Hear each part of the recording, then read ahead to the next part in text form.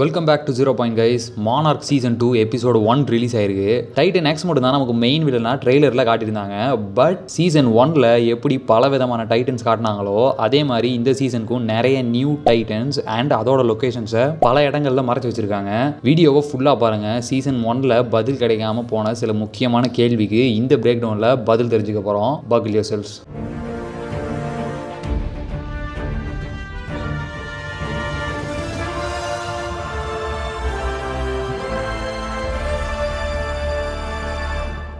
Season 1 எண்டிங்கில் Keiko, Kate, May அப்படின்ற fake name வச்சுருக்க கோரா எல்லாரும் லீஷா பண்ண தியாகத்துக்கு அப்புறம் ஆக்சிஸ் மண்டியை விட்டு எஸ்கேப் ஆயிட்டாங்க.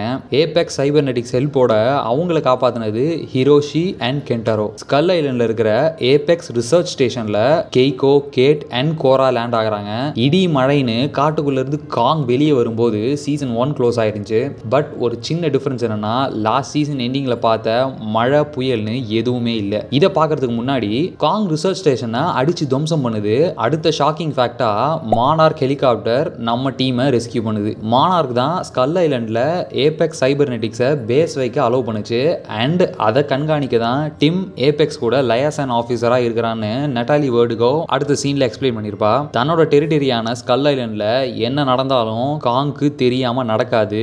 எஸ்பெஷலி ஒரு போர்ட்டல் ஓப்பன் பண்ணுறது. அதனால தான் கெய்கோ, கேட், காரா எர்த்துக்கு ரிட்டர்ன் ஆகிறப்போ காங் என்னன்னு செக் பண்ண வந்திருக்கு. ஒரு சின்ன டீடைல் நம்ம பார்க்க வேண்டியது, ஸ்கல் ஐலண்டில் 2 பேஸ் இருக்கு. ஒன்று சீசன் 1 எண்டிங்கில் பார்த்த ஏபெக்ஸ் ரிசர்ச் ஸ்டேஷன், இன்னொன்று காட்ஜில்லா விசஸ் காங்கில் பார்த்த மானார்க்கோட கண்டெய்ன்மெண்ட் ஜோன். கண்டெய்ன்மெண்ட் ஜோன் ஒன்று காங்காக கட்டுறதுக்கு முன்னாடி ஸ்கல் ஐலண்டில் மானார்க் அவுட் போஸ்ட் இருக்கு.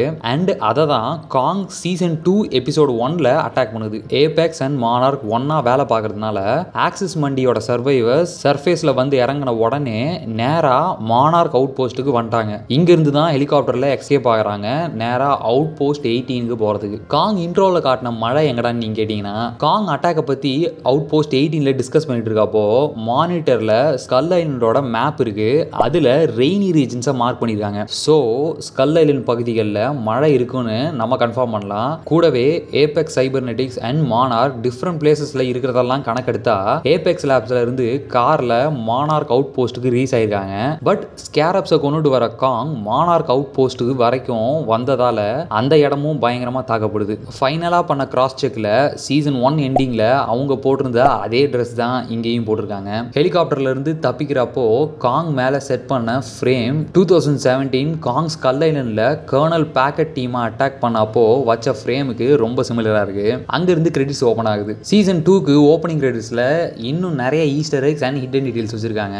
கிரெடிட் சீக்வன்ஸ் ஸ்டார்டிங்கில் ரெட் லைனிங் கிராஃப் ஒன்று பார்க்கலாம். சீசன் 1 கிரெடிட்ஸ் ஓப்பனிங்கில் கூட சிமிலர் லைனிங்ஸ் தான் இருக்கும். But yellow coloured one. Old Lee Shaw and young லீஷாவை காட்டுறாங்க, ரெப்ரசென்டிங் டிஃப்ரெண்ட் டைம் லைன்ஸ். இந்த சீசனில் நமக்கு 2017 அண்ட் 1957 ஈவெண்ட்ஸை ஆல்டர்னேட் நரேஷன்ஸில் காட்டுறாங்க. 2 சைடில் இருக்கிற கலர் கிரேடிங் கூட ரெஸ்பெக்டிவ் டைம் லைனில் பார்க்குறதுக்கு ரொம்ப சிமிலராக இருக்கு. Next கெய்கோ both லீஷா and bill Ronda கூட எடுத்த ஃபோட்டோகிராஃப்ஸ் இருக்கு. சீசன் 1க்கு ஹிரோஷியோட ஃபேமிலி ஃபோட்டோகிராஃப்ஸ் மாதிரியே இங்கே செட் பண்ணியிருக்காங்க. கெய்கோ டைம் ஜம்ப் பண்ணி அவளோட 2 லவர்ஸ் கூட செப்பரேட் டைம் லைன்ஸில் இருக்க போகிறத ஃபோர் ஷேடோ பண்ணுது. இந்த சீசன் இவங்க 3 பேருக்கும் இருக்கிற லவ் ட்ரையாங்கிளை இன்னும் டீப்பாக எக்ஸ்ப்ளோர் பண்ணுவாங்க. அங்கிருந்து 4 டிஃப்ரெண்ட் ஐடிஸில் காரா, கேட், கெய்கோ அண்ட் டிம்மை பார்க்கலாம். Class 1 site Monarch headquarters SL6னா I guess standard level 6. But இங்கே பார்க்குற ஐடிஸில் நம்ம கென்டரோ, ஹிரோஷி, லீஷா இவங்களோட ஐடிஸ் இல்லை. எபிசோட் எண்டிங்கில் கொண்ட நெட்டாலி வேர்டுகோ மாரி இந்த 3 மெயின் கேரக்டர்ஸையும் கொல்ல மாட்டாங்கன்னு நம்புகிறேன். நெக்ஸ்ட் காட்டுற டீடைலில் ஒரு நியூ டைட்டன் ரெஃபர் பண்ணியிருப்பாங்க. Unseen paranormal phenomenon. Machu Picchu in the ancient Inca city perched high in the Andes has been the center of attention following a series of unexplained events that have visitors and experts alike pondering the existence of a potential portal or another realm. In ancient Andes lore, which speaks of places where the boundaries between worlds are thin. 7 wondersல ஒன்னான மாச்சு பிக்சு historical சைட்டை தான் ஃபேமஸாக steps of ஜாயின்ட்ஸ்னு சொல்லுவாங்க. இந்த location கரெக்டாக பெரு south அமெரிக்காவில் தான் இருக்கு. காட்ஜில்லா கிங் ஆஃப் மான்ஸ்டர்ஸில் மாச்சு பிக்சு அவுட் போஸ்ட் 57ல தான் டிட்டானஸ் குவெட்சல் கோட்டல் இருக்கிறதா காட்டிருப்பாங்க. டிட்டானஸ் குவெட்சல் கோட்டல்னா ஃபெதர்ட் சர்பன் அப்படின்னு அர்த்தம். அப்படியே நெக்ஸ்ட் பேஜில் மானார்க் டிஃப்ரெண்ட் அவுட் போஸ்ட் இருக்கிற ரீஜன்ஸில் கனெக்டட் லைன் ஒன்று இருக்கும், ஆஸ் இஃப் ஏதோ ட்ராவல் பண்ணி போகிற மாதிரி. மாச்சு பிக்சூவில் இருக்கிற மானார்க் அவுட் போஸ்ட் 57, அடுத்து நார்த் அமெரிக்காவில் லொக்கேட்டாக இருக்க ஆரிசோனா அவுட் போஸ்ட் 55, அப்படியே மேலே இருக்கிற அன்னேம்ட் அவுட் போஸ்ட்டை நோக்கி தான் டைட்டன் மூவ் ஆகிறத காட்டுறாங்க. அண்ட் ஆரிசோனா அவுட் போஸ்ட் 55ல தான் டிட்டானஸ் கிலா இருக்குது, which we have seen in King of Monsters. But அது டிராவல் பண்ணி வந்த வழி பசிபிக் ஓஷனுக்குள்ள கனெக்ட் ஆகிறதா பார்க்கலாம். இந்த டைரக்ஷன் நேரா அவுட் போஸ்ட் 33 ஸ்கல் ஐலண்டுக்கு லீட் ஆகுது. இந்த டைட்டன் மூவ்மெண்ட் பத்தின மேப்பிங்கான தியரியை நம்ம வீடியோ எண்ட்ல பார்ப்போம், இதை அப்படியே ஞாபகம் வச்சுக்கோங்க. Monarch and Apex Cybernetics logo வச்சு 2 யூனிஃபார்ம்ஸ் இருக்கு, like Apex and Monarch working together for this season. இதுக்கு சிமிலர் டீடைல்ஸ் சீசன் 1லயும் வச்சிருப்பாங்க, பட் டிஃப்ரெண்ட் டைம் லைனை ரெப்ரசென்ட் பண்ற மாதிரி அங்க காட்டிருப்பாங்க வித் சேம் மானார்க் யூனிஃபார்ம். டைட்டன்ஸோட பர்த் பிளேஸ் ஹாலோ எர்த் தான் காட்ஸில்லா vs காங்ல காட்டிருந்தாங்க.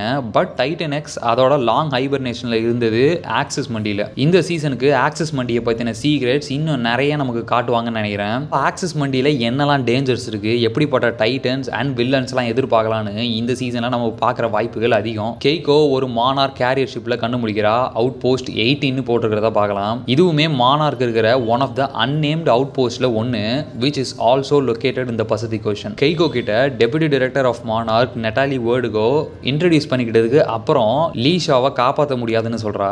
பட் நம்ம டீம் சும்மா இல்லாம ஷாவை ரெஸ்கியூ பண்ண திரும்ப ஸ்கல் ஐலண்டுக்கு போறாங்க.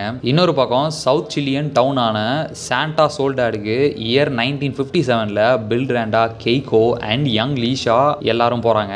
பில் கொரியன் மித்தாலஜிக்கல் கிரீச்சர் புல்கசாரியை பத்தி இன்வெஸ்டிகேட் பண்ணிட்டு இருந்ததை டிஸ்கஸ் பண்றாங்க. பிலிப்பினோ ட்ரைப்ஸ் நம்புற ரியல் லைஃப் மித்தாலஜிக்கல் கிரீச்சரோட இன்ஃப்ளூயன்ஸ்ல இருந்து உண்டான இயான் டிராகன் மாதிரியே கொரியன் மித்தாலஜிக்கல் கிரீச்சர்ல ஒண்ணுதான் Bulgasari, meaning impossible to kill. Between a bear and a rhino, and it was also an elephant. Pug something. Pulgasari. நம்ம டீம் மென்ஷன் பண்ற சேம் டிஸ்கிரிப்ஷன்ல தான் அந்த கிரீச்சர் இருக்கு. ஹவவர் இது ஃபர்ஸ்ட் டைம் அப்பியர் ஆன 1985 ஃபிலிம் புல்கசாரியில ஆல்மோஸ்ட் காட்ஸில்லா மாதிரி ஒரு ஹியூமனாய்ட் ஃபார்ம்ல இருக்கும். புல்கசாரி படத்தை பத்தின ஒரு சின்ன ஃபேக்ட் நான் சொல்றேன். என்னன்னா, இந்த படத்தோட டைரக்டர் அவரோட ஃபேமிலியை நார்த் கொரியன் ஏஜென்ட்ஸ் கிட்னாப் பண்ணி ஃபோர்ஸ்ஃபுல்லா உண்டாக்க சொன்ன படைப்பு தான் புல்கசாரி 1985. கேட்கவே பயங்கரமா இருக்குல்ல. ஐ திங்க் வேர்ல்டு வார் 2க்கு அப்புறம் ஜாப்பனீஸ் மேல கொரியன்ஸ் இருந்த கான்ல தான் நீங்க ஒரு கைஜு ஃபிலிம் எடுத்தா நாங்களும் ஒரு கைஜு ஃபிலிம் எடுப்போம்டா அப்படின்னு சொல்லி டைரக்டர் ஃபோர்ஸ் பண்ணி எடுக்க வச்ச படம் தான் புல்கசாரின்னு நினைக்கிறேன். It ain't metal, remember? மெட்டலை சாப்பிட்டு தான் தனக்கான எனர்ஜியை புல்கசாரி எடுத்துக்கும். இன்ஃபேக்ட் மெட்டல் இன்டேக்கை பொறுத்து அதோட சைஸ் கூட வேரி ஆகும். சாண்டியாகோ மெரிடைம் ஆர்கைவ்ஸ்ல இருந்து ரேண்டா எடுத்த சீ மான்ஸ்டர் பத்தின இன்ஃபர்மேஷனை இன்வெஸ்டிகேட் பண்ண இங்க வந்திருக்காங்க. ரியல் லைஃப் சிலியன் சீஸ்ல ஒரு சீ சர்பண்ட்டை கடவுளா அந்த கடலோர மக்கள் வணங்கி வந்தாங்க. அந்த மித்திக்கல் சீ சர்பண்ட்டை இன்ஸ்பயர் பண்ணி தான் டைட்டன் எக்ஸோட ஆரிஜின்ஸை இங்க கிரியேட் பண்ணியிருக்காங்க. அதனால லீஷா சொல்றான், Now we're here to prove that sea serpents exist. க்ரீப்பியான ஒரு டவுனுக்குள்ளே கால் வைக்கிறாங்க.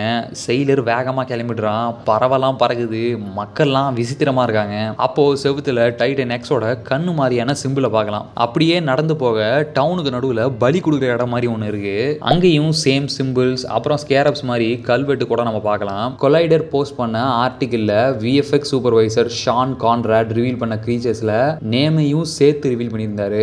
காங் அட்டாக் பண்ண மானார்க் அவுட் போஸ்ட்டில் ஸ்கேரப் இருந்துச்சுன்னு கெய்கோ கண்டுபிடிக்கிறா. ஓப்பனிங் அட்டாக் சீன்ல கூட நம்ம அதை பார்க்க முடியும். பார்க்குள்ள ஸ்கேரபோட ஃபாசில பார்க்குறாங்க.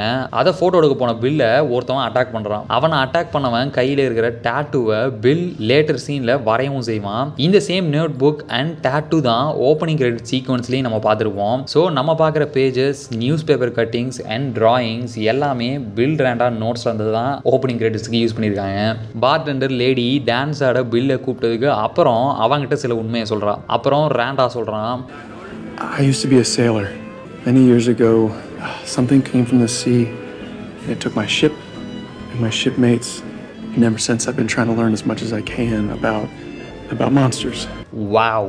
இந்த தடவை 1943ல காணாம போன யுஎஸ்எஸ் லாட்டனுக்கு இன்னொரு புது ஸ்டோரி சொல்றாங்க. கடல்ல இருந்து வந்த கைஜு ஏதோ ஒன்று தான் யுஎஸ்எஸ் லாட்டனை தூக்குச்சுன்னு ரேண்டா சொல்றான். பட் சீசன் 1ல அயான் டிராகன் கிட்ட பார்த்ததுனால ஸ்கல் ஐலண்ட் கூட பண்ண கனெக்ஷன்ஸ்லாம் வச்சு நான் அயான் டிராகன் தான் டேரக்டாவே அதை கடல்ல இருந்து தூக்கிட்டு போயிடுச்சுன்னு நினைச்சிட்டு இருந்தேன். ஸோ டைட்டன் எக்ஸ் தான் யுஎஸ்எஸ் லாட்டனை தூக்கிருக்கு. அண்ட் அது தூக்கிட்டு போய் போட்ட மிச்சத்தை தான் அயான் டிராகன் பிலிப்பீன்ஸுக்கு தூக்கிட்டு போயிருக்கணும். காங் இருக்கிற கோபத்துக்கு ஸ்கல் ஐலண்ட் போகக்கூடாதுன்னு சொல்லி சொல்லி ஹிரோஷி ஃபேமிலி அங்கே கிளம்பிட்டாங்க. ஸ்கல் ஐலண்டுக்கு போகிற வழியில் நமக்கு ஸ்கல் ஐலண்டோட ஒரு சப்டைட்டனை காட்டுறாங்க, நேம்டு மேண்டில் கிளா. இந்த மேண்டில் கிளா தான் சீசன் 1 இன்ட்ரோடக்ஷனில் பெல்ராண்டாவை மதர் லாங் லெக்ஸ்ன்ற ஸ்பைடர் லைக் கிரீச்சர் கிட்ட இருந்து காப்பாத்துச்சு.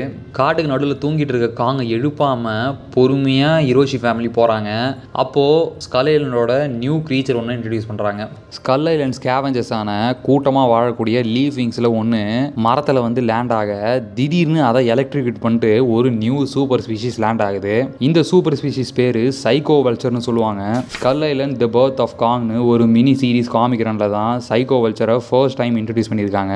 Psycho vulture electric pole shoot பண்ணுற எபிலிட்டிஸை வச்சு ப்ரேவை ஸ்டன் பண்ணிட்டு அதை கொல்லும். பை த வே சைக்கோ வல்ச்சர்ஸ்க்கு நம்ம ப்ரொட்டாகனிஸ்டுங்கிறது நல்லாவே தெரியும். ஏன்னா அதுக்கு ப்ரேவை நைட் டைம் ஹண்ட் பண்ண தேர்மல் விஷனும் இருக்குது. இன்ஃபேக்ட் அதை வச்சு தான் கிரவுண்டில் இருக்கிற வேர்மியுமே தூக்குச்சு. பட் அது ஹியூமன்ஸ் அட்டாக் பண்ணாமல் போனதுக்கு என்ன காரணம்னு தான் எனக்கு தெரியல. சைட்டுக்கு போன ஹிரோஷி ஃபேமிலியை திரும்ப போர்ட்டலை ரன் பண்ண வேலை பார்க்குறாங்க. அப்போ பவர் பேனலை தேடி அண்டர் கிரவுண்ட்ஸுக்கு போன Kentaro and Cora another new கிரீச்சர்னால தாக்கப்படுறாங்க. இந்த கிரீச்சர் என்னன்னு I am not sure. But Skull Island animated TV ஷோவில் இன்ட்ரடியூஸ் பண்ண நைட் பாய்ஸில் ஒன்றா இருக்குன்னு தோணுது. நைட் பாய்ஸ்க்கு ஸ்பைக்டு பேக், லாங் டெயில், ஜாஸை விட்டு வெளியேட்டி பார்க்குற ஷார்ப் டீத், ஹரிசாண்டலாகவும் ஒரு செட் இருக்கும். அந்த லார்ஜ் ஸ்பைக்ஸ் தான் நைட் பாய்ஸ்க்கு கேமியோஃப்ளாஜுக்கு ஹெல்ப் பண்ணுது.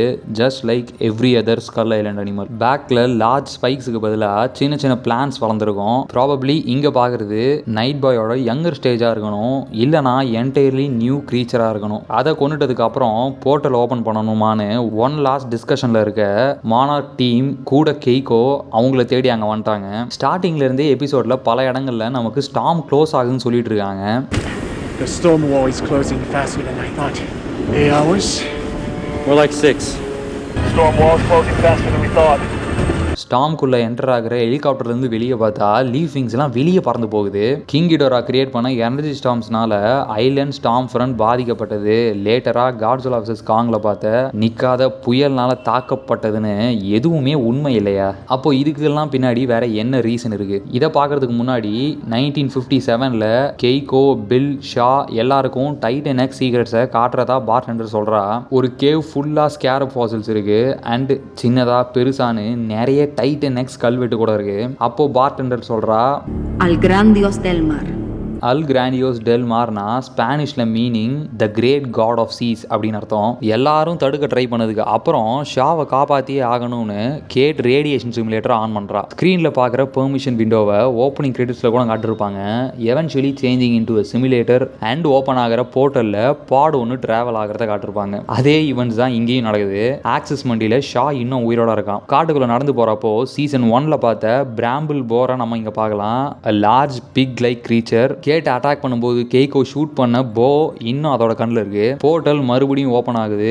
உள்ளிருந்து வந்த டிராவல் பாடை நோக்கி லீஷா ஓடுறான். அப்போ ஒரு பெரிய மவுண்ட்ல இருந்து டென்டக்கிள்ஸ் வச்ச பெரிய கிராக்கன் மாதிரி கிரீச்சர் வெளியே வருது. அதை ஃபாலோ பண்ணிட்டு சின்ன சின்ன மினியன் ஸ்கேரப்ஸ் அதோட போர்ட்டலுக்குள்ள என்டர் ஆக பாக்குது. இந்த ரேஸ்ல டிராவல் பாட்குள்ள வேற ஒரு ஸ்கேரப் ஏறிடும். அதை கொண்டுட்டு ஸ்கல் ஐலண்ட்ல லீஷா லேண்ட் ஆகிறான். போர்ட்டல் ஓப்பன் ஆனதுனால காங் தூக்கத்துல இருந்து எழுந்திருச்சு.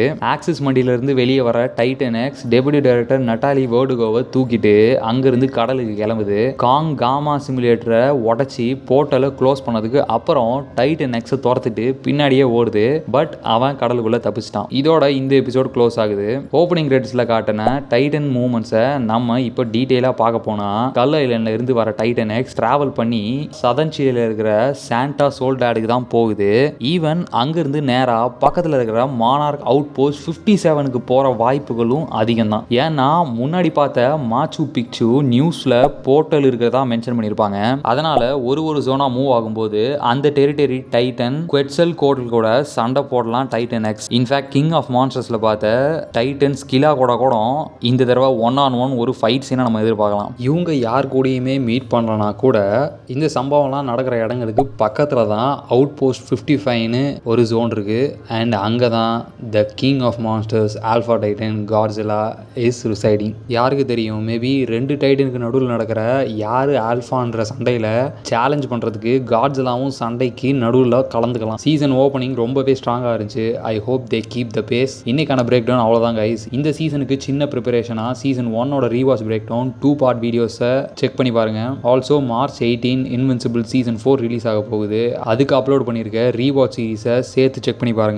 Until the next video, see you all soon.